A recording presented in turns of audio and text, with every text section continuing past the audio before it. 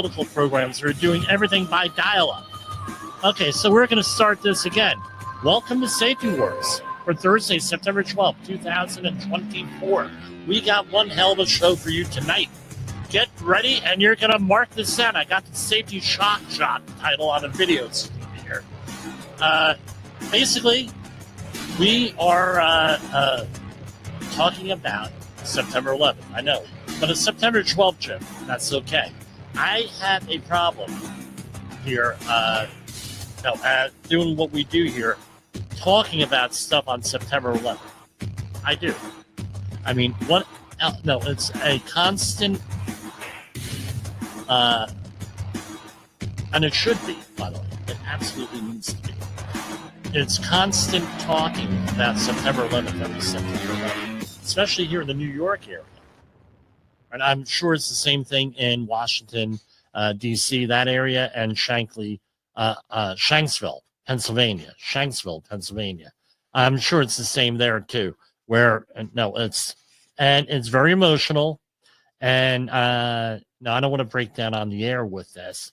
However, we're going to talk tonight.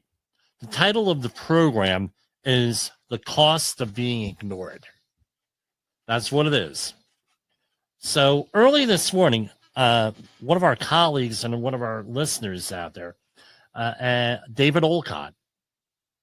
I've known Dave. Dave is very young, right? As a lot younger than me. But Dave has been in the safety business longer than I have been, and I'm 32 years. I'm in the business. He is, you can look him up on LinkedIn.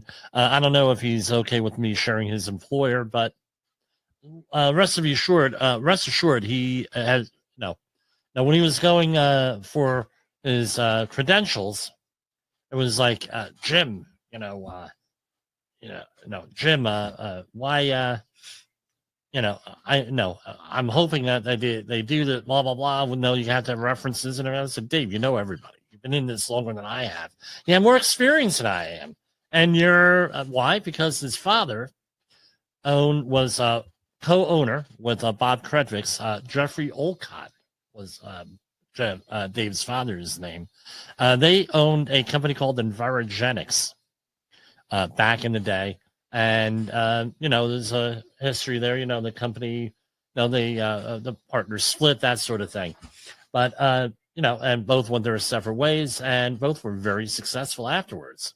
They were successful together and successful afterwards. And what ended up happening was Dave put on a LinkedIn post, and I did receive permission from Dave to share this on the air.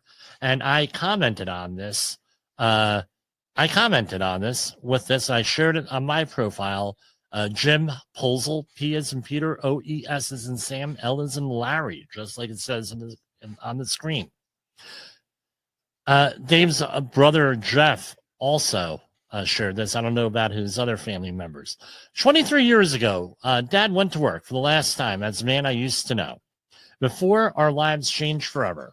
We didn't lose him physically, but we lost him mentally and emotionally. 9/11, 2001 would be the beginning of the end for this great man who suffered from and ultimately succumbed to PTSD in the years that would follow. And he includes a photo of Jeff.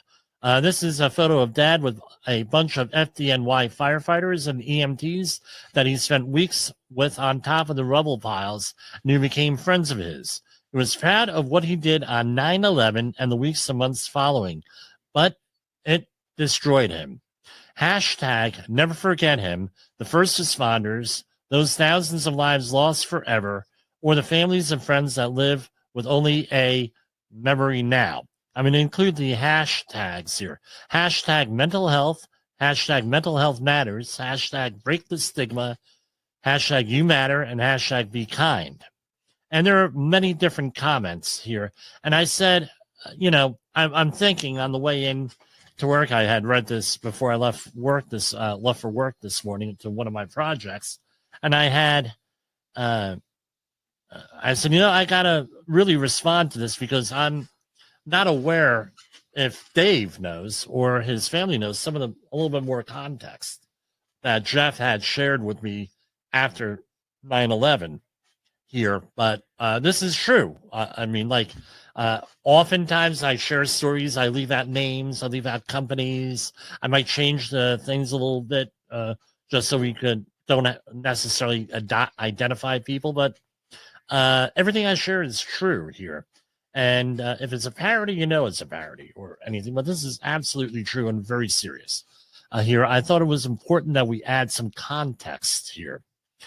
Jeff was one of three safety people Jimmy, personally knew, who spoke to EPA Administrator Christine Todd Whitman about the dangers of the World Trade Center dust in the first week after 9/11. So this happened on a Tuesday, as I recall, and he had been there Tuesday afternoon with a truckload of stuff, PPE, over, and they were staging over at the Liberty State Park. If you're not from the area, that is right behind the Statue of Liberty and Ellis Island in Jersey City. That was one of the staging areas. So they had spoken to Christine Todd Whitman, who was at the time the administrator of the EPA, and several other officials. All three people, and I do know so three people I know spoke, all three people were ignored because the official policy in the United States was to get people back working, and there were other political considerations.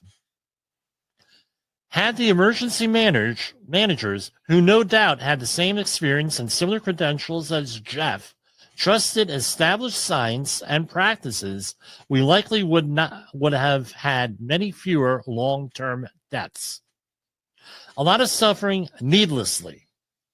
We had this conversation, Jeff and I, before his death, and the fact that people were ignored, and this led to so much more suffering than was necessary, and it's also led to, in part, his PTSD. He was having issues. We didn't talk about it 23 years ago like we do today, right? But I would label it as PTSD. Some would label it as terrorism stress syndrome. It's been labeled also with that. That was another friend of the program, Dr. Carol Lieberman. I don't know if she's still on the air, but I've spoken to her a couple of times on this. I could go on and on with implications of what happened being felt today in many related issues, including COVID-19 policy. I did not on LinkedIn, but I'm going to say it right now. The cost of being ignored. How many of us as safety professionals have been ignored? And it leads to bad consequences. Think about it. What leads to horrible consequences. We're in a workplace, we see a hazard, right? Causes maybe chemical exposure. By the way, we do know that there's about 50,000 people a year die from chemical exposures in the workplace and that are not really recorded. They're going off of models. That's not my numbers. Those are the OSHA's numbers. 50,000. Another 5,000, give or take, are from our regular OSHA 300 log reports. So that's like one Vietnam War every year because of industrial hygiene exposures. Think about it. All right? Not my numbers, their numbers. How many times do you see someone without a respirator on when they should be wearing a respirator? Or maybe they're wearing it improperly. How many times do we have construction managers, environmental managers, healthcare managers? Maybe you work in a hospital. You bring a safety issue to you. You're a safety professional, or at least someone who's concerned about safety. And what happens? They ignore you. Oh, it's not that bad. Oh, come on, you're making a big deal over this. Blah, blah, blah, blah, blah. And it gets ignored. There's a price to that. The first time I presented, one of my signature presentations is pushback strategies faced by health and safety professionals. I presented it at Rutgers for the outreach training. Right, we have to be recertified, and by the way, next week I'm being recertified, Texas A&M, for general industry outreach training. So I don't know if I'll be here live, but I intend to be here. Essentially, we go and we get ignored. Here, I gave this speech, and let me get back, and there was not. I had one person weeping. I had one person say he's wounded by the career choice he made in safety because we get ignored. Here we have them ignoring, and then there is a solution to this. We're going to get to it at the end, unless I go off the rails here.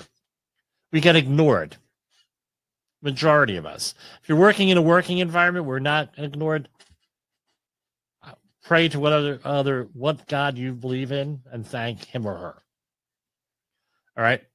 So what did we end up from people being ignored on that day about how bad the air was? And this is 1 week after, right? Like Monday, finally, when things calmed down, right? They were able to sit down and regroup, and it was obviously no longer a rescue operation. It was a recovery operation. But they were, again, anybody knew that, well, we got to keep up hope for the American public. We got to, rather than be honest with them. Right? Now, you're going to say, well, Jim, context, and I had one person get pissed off at me one time talking about well, you weren't there. Well, okay, great. I wasn't there. And you're playing Monday morning quarterback and all these vices. I said, any first-year safety professional who's ever collected an air sample knows this. If you took 40-hour HAZWOPER training, you know this. And remember, back in the day, this was all done in person. It wasn't done online where you could sit back and sleep. Everyone knew this. And guess what? They were ignored. So there's a, right, with that. How many people died on 9/11? 2,977 souls died. We talk about them.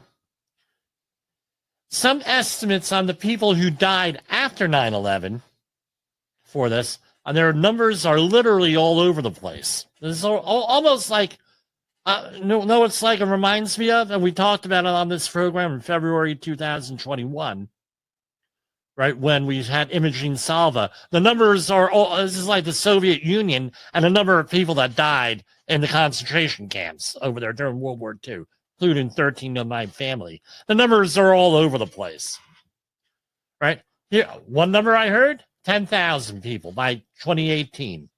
One of the more current numbers says 4,343 people died from the 9/11 related cancers. All right, a couple years ago, they said, well, it's over 3,000. I got it written here. Again, ignored. Now, let's put this into context. You're a highly credentialed, highly experienced safety professional. Graduated with honors from a master's program in toxicology, I believe it was. I might be wrong. Might have been occupational safety and health from Quinnipiac University, right up here in Massachusetts. Or no, Connecticut. All right. Certified industrial hygienist, registered environmental manager. Brilliant guy, by all accounts, and my experience, brilliant. All right? Explains this, and unlike me, he explained things very bluntly and succinctly. He was like Jay Allen. Very bluntly and succinctly and effectively. Extremely effective communicator. And he gets ignored. Then people start dying afterwards. 9/11 related cancers. Right? Basically, now all these chemicals, now I forget the number exactly, way over 1,000, maybe closer to 2,000 chemicals in the smoke and the dust and the asbestos and the concrete dust and the lime in there and everything else that goes into that now we have a very low exposure limit for right now, today, in the last several years. Curing in your lungs, irritating your lungs. People, all different kinds of breathing issues. You get Congress in there that were saying, well, nobody should get covered by this. Tough luck. A lot of senators and congressmen, not from the New York area. They wanted this to go along, but but a bill eventually was passed. Stroga Act. They have coverage up to 2090 if you can prove that you got it from that. So you have to apply for it, and you got to wait. And by the way, if it's anything like the VA, right, Veterans Administration, what I had to go through with a family member this year, they're playing the waiting game. Who's going to either die or who's going to go and who's going to die first, then we don't have to worry about this anymore, or maybe they're just going to go away. How many government programs are like that out there meant to help people? This is the context. Now you're somebody like Mr. Olcott here, my friend, my mentor. You have somebody like him who gets ignored, and then everybody's shocked that he has PTSD? Really? Yeah, you're damn right I'm angry. Can I relate to this? The answer is yeah, and I've shared the story. I'm not allowed to go into details, but it was obvious to me that the Centers for Disease Control didn't know what the hell they were doing with an emergency in starting October 19th, 2001. Right? I remember it because it was my parents' anniversary and I missed the party to go and help manage for NBC and CBS. It was obvious for me. So where does my story go after this? Jeff succumbed to this. And rest in peace, Jeff. And I'm sorry if I upset anybody out there, but it's one of those things. We're doing this. Now, I go in after that, after the whole thing goes, and I get in, and was actively involved in politics, spoke to politicians at the highest levels, candidates, ran for office, 9th district. It was one of the campaign topics. I didn't run on the campaign, but it was talked about. We're not prepared for any of this stuff. We're not prepared for a pandemic. We're not prepared. We even had a vaccine plant built over in Swiftwater, Pennsylvania, and they just built another one fairly recently. Sanofi, sure, that is Sanofi Aventis, I think, one of those. I don't know what the current name is, right? Preparing for a pandemic that never came, flu pandemic, because we're going to be prepared. And we had sort of little tiny crises through here. I was on the phone with Mike Gallagher on the talk radio show host in 2010 discussing this. They're not prepared for this. What happened? They dropped the funding for all of this stuff in 2010. They, meaning the government, all emergency preparedness, because we got a new administration in. We want to try to distance ourselves from the old administration. So none of this shit matters. And we were going through an economic crisis in 2008. Yeah, this is a little bit of a history lesson here. So they go and they ignore all of this stuff. Again, right? Then we have little crises in there. Superstorm Sandy. We have a Hurricane Katrina. I believe that was 2005. That was thrown in. I'm jumping around a little bit. And all this, where things are obvious that we were not prepared for disasters. That we needed some kind of reform. Fast forward, 2019, September. Client calls me and says, Jimmy, we're having problems. And this is September. We can't get PPE. I said, what are you talking about? He says, Jimmy, you don't understand. We're having problems finding respirators, specifically P100 cartridges and combo cartridges and half-face respirators. And we were forced to buy full-face respirators because the flyer said all of this stuff is starting to sell out. Oh, crap. Sure enough, everything started to disappear off the shelves. It was the PPE. Think back. 2020 comes around, and we have full-blown COVID here, right? And there was all, hey, we're going to try. They tried to pull the same crap as they did on September 11th. There's not a problem here. Look at us. Everything's so wonderful. Everything's so good. We're going to go down, right? You see Nancy Pelosi and friends down in Chinatown, right? No, you got to talk about ridiculous. They want to show that China's okay and we're going to go to Chinatown and go and walk on the streets. Everything's fine. Look, the nice press offer, no problems. To a city where not even 20 years beforehand, heard the air is good and everything else. You want to add insult to injury there. We forget about all that stuff. Then we get this memo on March the 25th, 2020. Let me take a quick break here. Get a drink of water. Hang on.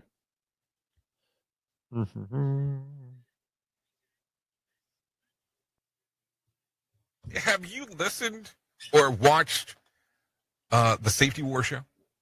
It does stream live on the radio and on the streamer-emers that we have. So if you have not taken a listen to Jim Posel and what the hell he's doing every evening with Safety Wars, I would strongly encourage you to take a view or take a listen, whichever option is available for you, and take a listen to what the hell he has going on.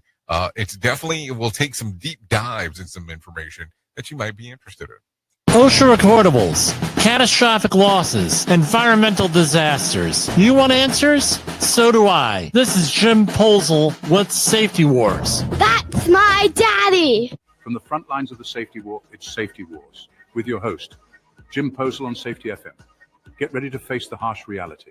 Yeah, we're facing harsh reality tonight because we're going to link all this stuff together, right? So what do we talk about? We talked about Jeff Olcott.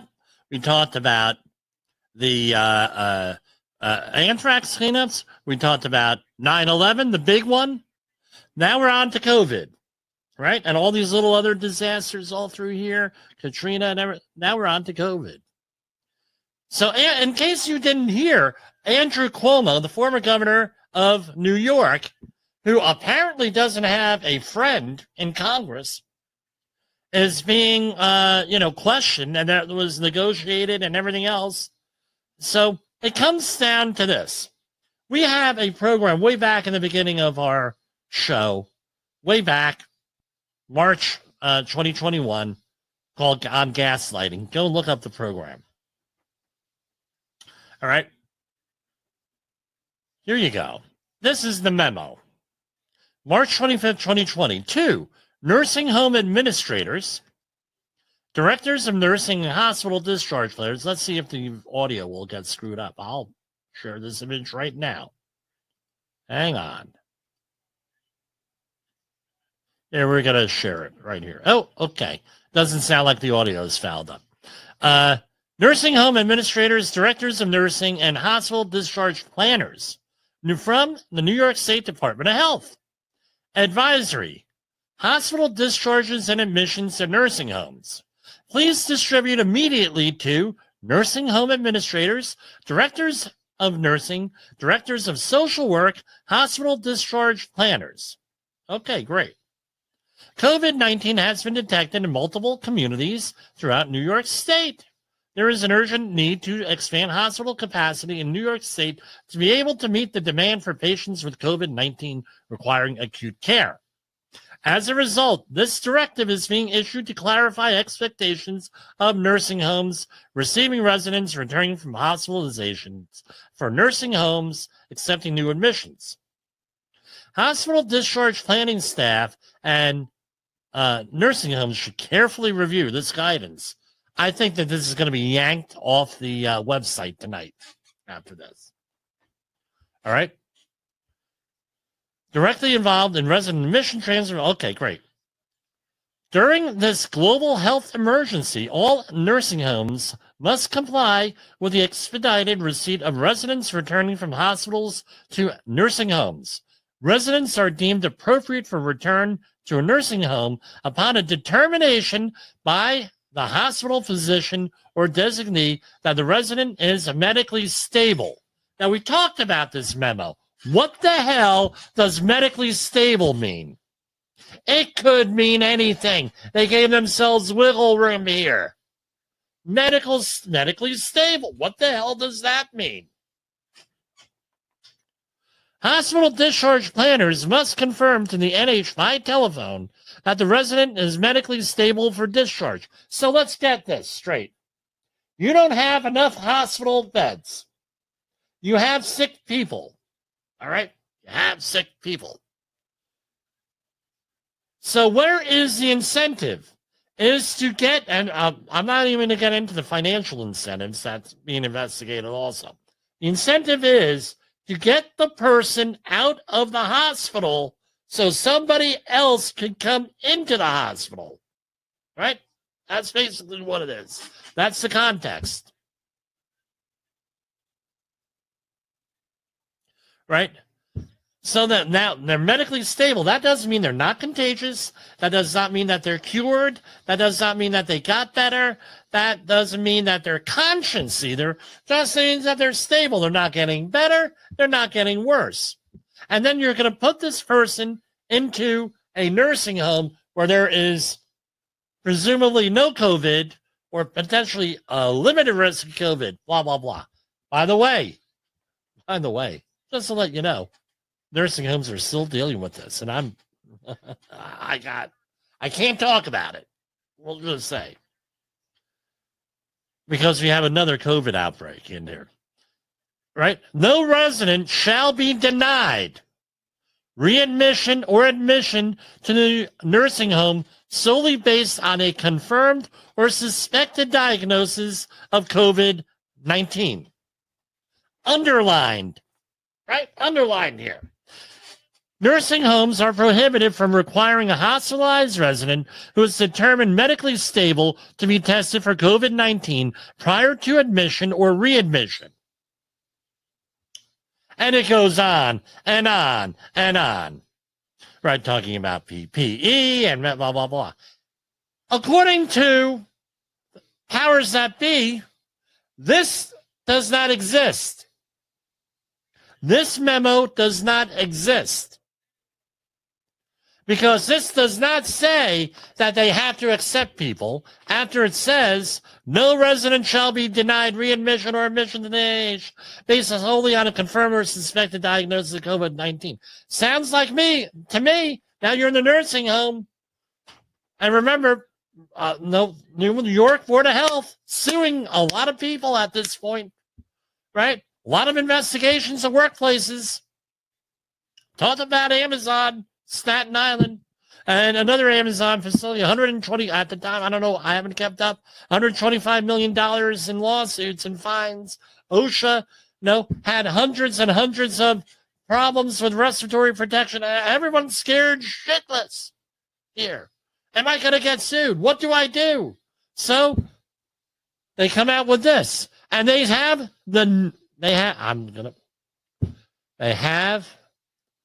the intestinal fortitude and the gonads to tell us that this doesn't exist, that they never said that. What was the result? And on top of that, just like with the Uniform Crime Victim Reporting Survey that was talked about lately in the news the last 2 weeks, everything's self-reported. And crime is looking good. But the cities that are reporting stuff that things are getting better, change their reporting criteria. And they change what's a crime and what they're going to prosecute. So therefore, crime is getting better because there's fewer prosecutions. And they're classifying things different, all self-serving, purely but crime is getting better. Again, and they tried this for the administration. Well, allegedly, this is what they're being accused of. They're accused of concealing the deaths of 4,100 people in nursing homes, so it doesn't look so bad. Total today, they estimate 17,000 plus people dead in nursing homes. All right? By the way, you think that this hasn't impacted my family? I had a cousin in a nursing home, had massive health issues before COVID. She got COVID in a nursing home and succumbed to it in January of this year. Complications from COVID. All right? By the way, my father was one of the first people in New Jersey to get COVID from a medical facility. Thankfully, he recovered. He died 2022. Got COVID January 2020 before there was any testing or anything widely available. So, again, we're going to circle around, put this all together. What's the one common thread in all of this? Come on, we talked about it. I released a video on this earlier. We released a video on this earlier this week on the Cliffwood Beach. And that was another one, Cliffwood Beach, New Jersey, Morgan Serville. Sovereign immunity. Nobody's in charge and no one's responsible for anything. Not responsible.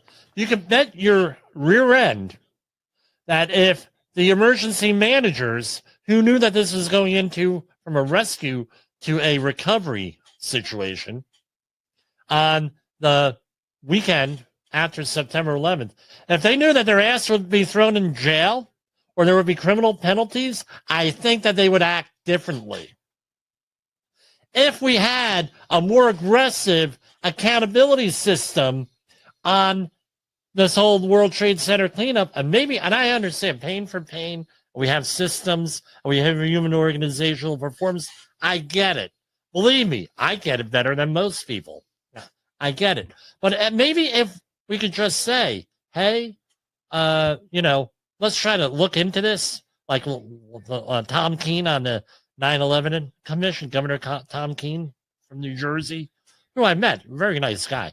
Had he been a little bit more forceful on this, and that commission been like, well, why did we make these decisions? I mean, if they publicized them, not buried in a 585-page report, had they gone that, maybe things would have been better. Years later, to her credit, Christine Todd Whitman issued an apology. To her credit with this. So, I'll give that to her. She issued an apology on this. But maybe if she was held accountable, maybe the emergency managers with Katrina, had they been, and the local people, had they said, look, we made a mistake, we've done this, blah, blah, blah, blah, blah, held a little bit accountable, maybe this might not have happened. Maybe in 2010, when the budget was approved, and they stopped with their masks, right? And all the other emergency supplies. So when we really needed them during COVID, everything was expired. Maybe if they were held a little bit accountable, people who made those decisions, who voted for that, maybe we wouldn't have had leading on to more disasters, Superstorm Sandy in 2012. That way that was managing the problems. And maybe if we would have fixed those problems, maybe, okay, we don't hold people accountable, but we can say, damn it, we're going to fix these problems so we don't, this doesn't happen again. Maybe that would have been a great thing. Maybe, I tried. People ignored me. And that's on my conscience. I had to live with that, with all this stuff over the years. That's why we have the show here, Safety Wars, so we could go into this. And perhaps we wouldn't have had we known, there was a system in place to scrutinize these decisions and everything else. And maybe if they would have listened to people like me, this might not have happened. With COVID-19, we would have been able to manage this better with this, rather than everybody trying to get the glory. Perhaps we would not have had 1.2 million deaths in the United States alone. And we do know that is underestimated by a lot at this point, because the stuff's not being reported like it was. We have, number one. Number two is that we have better ways of managing these things. And we have vaccinations regardless of your thing. And then worldwide, 7 million people. But this is an ongoing theme. No accountability. No one in charge going throughout this whole thing. All right. This is this is what's going on and on and on and on here. And there are no angels. There are no saints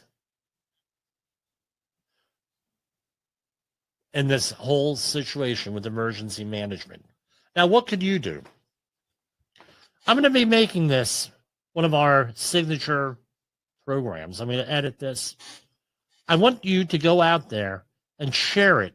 Share it with your congressman or congresswoman. Share it with your senator. Share it with your emergency managers. Share it with your coworkers. Share it with your safety professionals. If you're a safety professional, share it in your organization. This is the price of being ignored by us, of us being ignored. There are situations like this. What could we do about it? I can think of two things right off the bat. Number one, we have to recognize the problem. We have to recognize the barriers that are working against us, our barriers. We have tomorrow or the next few days, we're going to do pushback faced by safety professionals. And we're also going to do introduction to leadership. If we can become better leaders, we can start to push back on this in a positive way. If we could then go and recognize some of the things that we have to face, then we can better prepare. Third thing, start to integrate human and organizational performance in your organizations. Because right now, we have every project that I go on to, and I have to audit and I have to interact with people, they actually state how much safety people are hated or the negative experiences they've had with safety people. Your influence, you got to learn to influence people in a positive way. We need to become leaders in our society. We need to become leaders in our workplaces. We need to get along with people. And the biggest issue that we have is that we have to have backbone. Now, if you're in the Pomona, New York area on October 25th, the American Society of Safety Professionals is having their professional development conference right up the road here. I will be presenting there along with some other folks. I will be talking about introduction to leadership, and there's going to be a presentation on mental health and suicide there. It's planned right now on this. Check back at safetywords.com on this program. We'll share it. If you're a member of the ASSP, Lower Hudson Valley, we're right up here. Great event. I've been going to it for years. We'll talk more about this then. But there is a price for us being ignored. We got to work on it, guys and gals. People, we got to work on it. All right? And that's what I have 41 minutes. That was a lot shorter than I thought. And we're going to go to commercial break.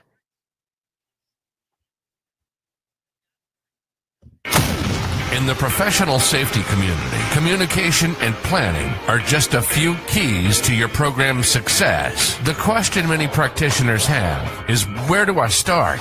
Dr. Jay Allen, the creator of the Safety FM platform and host of the Rated R Safety Show, has built a global foundation to help you along the way. Go to safetyfm.com and listen to some of the industry's best and most involved professionals, including Blaine Hoffman with the Safety Pro, Sam Goodman with the Hop Nerd, Sheldon Primus with the Safety Consultant, Jim Pozell with Safety Wars, Emily Elrod with Unapologetically Bold, and many others.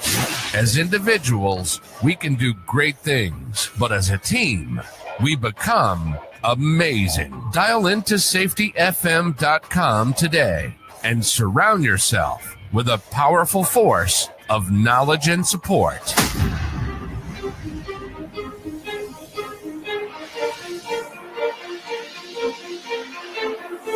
Hey there, safety professionals. Welcome to another episode of Safety Wars on Safety FM, hosted by Jim Pozell, and today we're diving into what it really means to be on the front lines of the safety war. So, let's start with the basics. Safety is not just a set of rules or regulations. It's a culture, a mindset, a way of life. When we talk about safety, we're not just protecting workers from harm. We're building an environment where everyone can thrive. It's about going home safe and sound to our families every single day. Now, I know it sounds like a heavy responsibility, but that's why we're here. To make sure everyone understands the importance of safety and knows how to implement it effectively. Whether you're a seasoned safety professional or just starting out, there's always something new to learn. Let's talk about some key strategies. First up, communication. It's critical to ensure that everyone on the team is on the same page.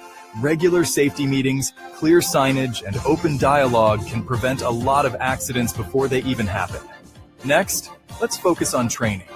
Proper training equips your team with the knowledge and skills they need to stay safe. Remember, it's not just about ticking a box. It's about making sure every worker understands the why behind each safety protocol. This understanding fosters a culture of safety where everyone looks out for one another. Of course, we can't forget about technology. From wearable safety devices to advanced monitoring systems, technology is revolutionizing how we approach safety. Embrace it.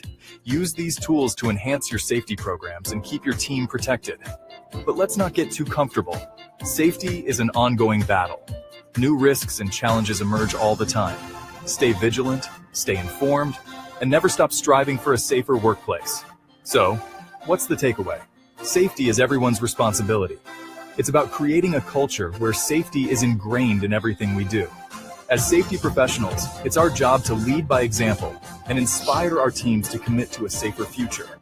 Thanks for tuning into Safety Wars on Safety FM. Stay safe out there, and remember, every day is a new opportunity to make a difference. Catch you on the next episode.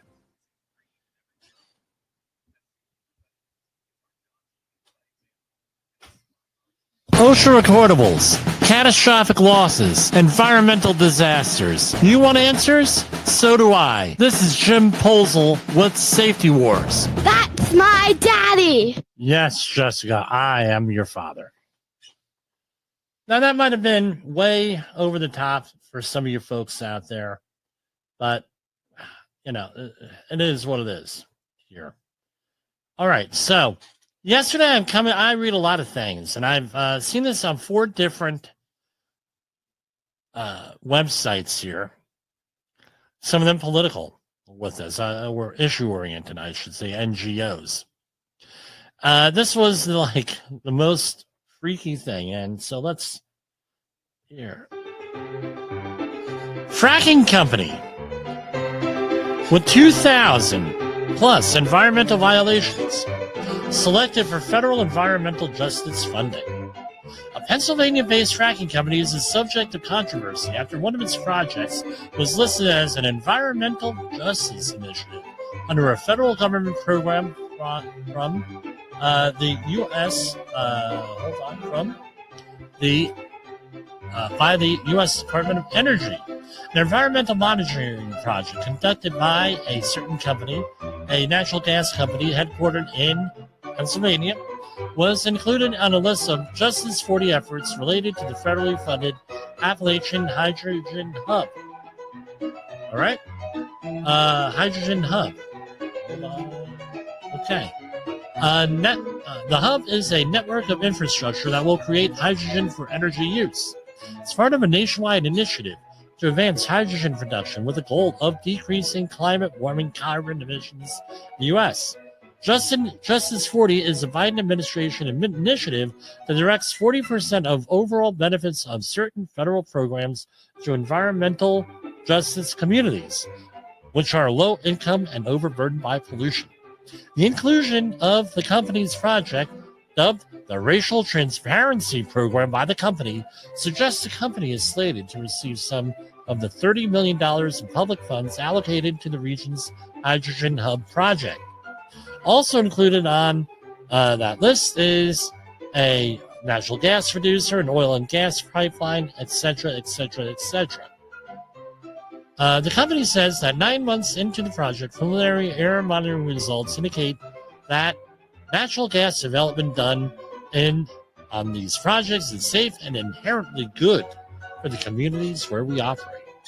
But the company has a history of environmental violations and criminal charges for misreporting its own air emissions. CNX has wrapped up more than 2,000. Oh, sorry about that. The company reportedly has, and this is alleged, I don't know if this is true or not, but this is what's in the article, more than 2,000 environmental violations by the Pennsylvania Department of Environmental Protection for the last 20 years at the more than 500 oil and gas wells that operates in Pennsylvania.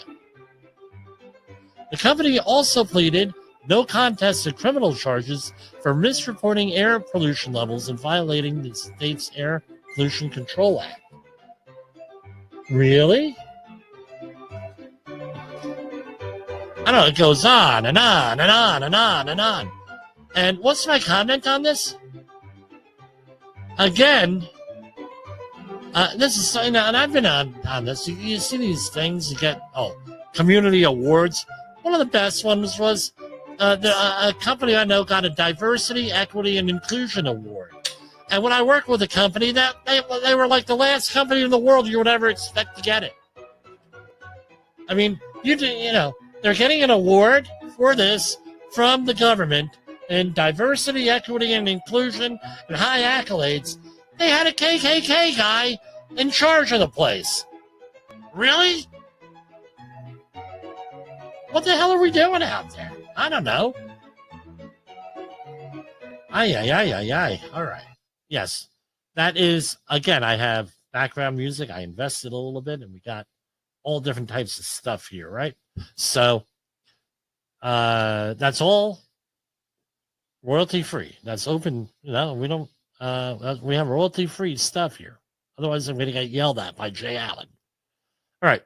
The U.S. Department of Labor announces $1.4 million in grants to prevent and respond to workplace gender-based violence and harassment. Let me do a share screen here. Hold on. A lot of the people view this program on their phone, and let's just, right, here we go. The U.S. Department of Labor today announced the award of $1.4 million in funding to support efforts by 4 community organizations to prevent and respond to gender-based violence and harassment against undeserved and marginalized women workers. Okay. Administered by the Department's Women's Bureau and the Employment and Training Administration, the Fostering Access, Rights for and Equity grants will help survivors and women at high risk for violence and harassment in the workplace. The Biden-Harris administration is changing lives by creating, growing, and supporting good jobs where workers are safe, respected, and treated fairly. We can only do that by eliminating gender-based violence and harassment in the world of work. The Fostering Access, Rights, and Equity grants announced today represent an important investment toward that goal, said Acting Secretary Julie Su. The FAIR grant program helps women workers to know their rights, create tools to prevent and address gender-based violence and harassment, and by doing so, empower workers and advance gender equity. The Fair Grant Program supports community organizations that do this sort of thing, gender-based violence and harassment. Good. I guess that's a great thing, you know? They want basically education, develop programs that mitigate risks that prevent gender-based violence and harassment, and connect working women with services, benefits, and legal assistance, and facilitate and encourage working women survivors to become focal points in their communities. Okay, great thing. Federal appeals court upholds decision that a company wrongfully exempted inside sales representatives from overtime pay. After an investigation by the U.S. Department of Labor's Wage and Hour Division, the department's Office of the Solicitor filed a suit in July 2020 against FW Web Company, a wholesale distributor of plumbing, heating, and cooling and other products in the U.S. District Court for the District of Massachusetts. The department alleged, among other things, that Web violated the Fair Label Standards Act. And now, basically, you've got to make darn sure that you keep adequate and accurate records of hours worked. In June 2023, the district court granted summary judgment in favor of the department on the exemption issue, as well as the department's overtime and record-keeping claims. But basically, this is one point of view. I read an article on this case from the other point of view. The company felt that my understanding was that the company felt that they're giving bonuses here for this. That they were giving bonuses that should make up for this. And, there's a certain threshold with this. I don't know if that's, this is what the courts came out with. Here we go. And we have, what do we have? 5 minutes left. Let's see. We'll do one more story here. We'll cover this in depth tomorrow, this next story. But we'll just read the press release here. This is going to be maybe not tomorrow, maybe next week. For whatever reason, they are not releasing so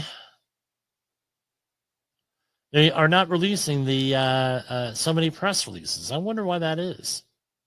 At least on this stuff. Federal Safety Inspection finds a contractor again failed to protect workers from potentially deadly hazards on home sites. A suburban Madison contractor with a history of federal safety failures, including violations that led to employees' fatal injuries in 2022, has again been found exposing workers to the construction industry's most deadly hazard, falls from elevation. Something like 800 people a year die from that situation, give or take. The company received citations for 1 willful, 2 repeated, and 5 serious violations, and proposed $144,000 plus in penalties. So basically, all revolved around fall protection issues here. The willful. Now, I'm going to say this: we talked a lot about controversial things today. Everyone's innocent till proven guilty. And because we have the concept of sovereign immunity, they'll never see this stuff will never be litigated or anything else here. Right? So this is what, again, they're public figures. You can say certain things about public figures that you can't say about other things. Right? Without being... Right. I've met several of these people. They're very nice people. But what we need is something where, we hold the government to the same standard that we're held to as professionals. That's all I'm saying. So everyone's innocent until proven guilty in a court of law. All of these fines and all these penalties and everything else are just that. They're proposed penalties. They get litigated, negotiated, vacated, and everything else with this. So I want to say thank you for the indulgence tonight with this. And we will see you back with all this stuff. And good night, everybody. We're right at about 8:56. We're going to go right to our outro and then some patriotic music as also. People like the patriotic music at the end of the program. Safety Wars is streaming now. SafetyFM.com. The views and opinions expressed on this podcast are those of the host and its guest and do not necessarily reflect the official policy or position of the company. Examples of analysis discussed within this podcast are only examples. They should not be utilized in the real world as the only solution available, as they are based only on very limited and dated open source information. Assumptions made within this analysis are not reflective of the position of the company. No part of this podcast may be reproduced, stored in a retrieval system, or transmitted in any form or by any means, mechanical, electronic, recording, or otherwise, without prior written permission of the creator of the podcast, Jay Allen.